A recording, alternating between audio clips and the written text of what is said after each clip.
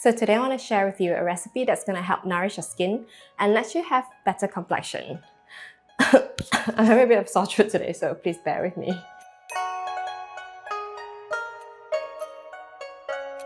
The first thing you need to do is to soak these snow fungus until they're double or triple in size. Snow fungus is a popular ingredient in Chinese cooking. It helps to nourish the skin and gives you that healthy glow.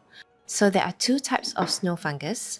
One will turn soft after cooking and the other will remain crunchy. For this recipe, you want to get the soft one. This is the soft type. It's usually thinner and larger in size. Also, I find that lower grade snow fungus can have a slightly sour taste, so when you're choosing the snow fungus, get a good quality one. Soak the snow fungus for about half an hour, but if you want the snow fungus to be soft like jelly, then you have to soak it overnight. You can see it has now softened and doubled in size. If you do find any black impurities, just remove them. Okay, I can't really find any. And then just chop them up into smaller pieces. Just remember to squeeze all the excess water. I used to have a lot of acne on my face, and thank God one day my aunt said, "Oh, then I diligently drank this for a few months, and I can see my complexion actually cleared up, even without any medication. This paste part is hard, so discard them. Next, place them in a pot. Another ingredient I'm going to add to this recipe are these red apples. These apples are going to add natural sweetness to the dessert soup. Peel off the skin and cut the apples into bite-sized pieces. The snow fungus is quite tasteless on its own.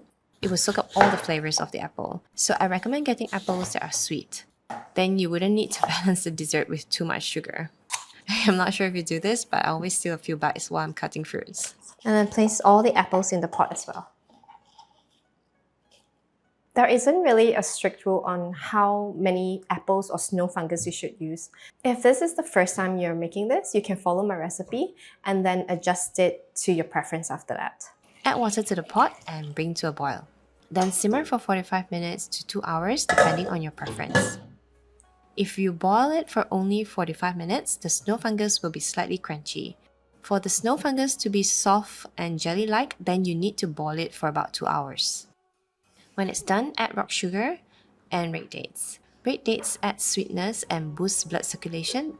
It's optional for this recipe though. Don't add too much as it is quite heaty. Simmer for another 10 minutes. So if you feel like having this dessert quite often to help with your complexion and to nourish your skin, but at the same time you don't want to have too much sugar intake, you can reduce the sugar or not have any sugar in this dessert. However, I find that it is quite acidic, so you want to have this on a full stomach.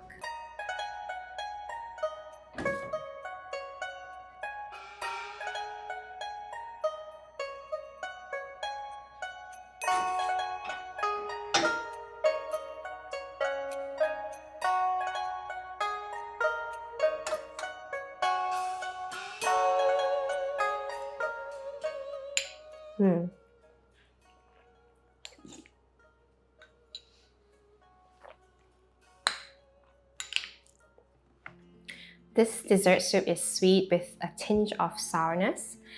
The snow fungus itself doesn't have much taste to it, so the soup actually absorbs all the flavors from the apples. So it happened the apples that I chose is a bit sour, so I had to balance it a bit more with sugar.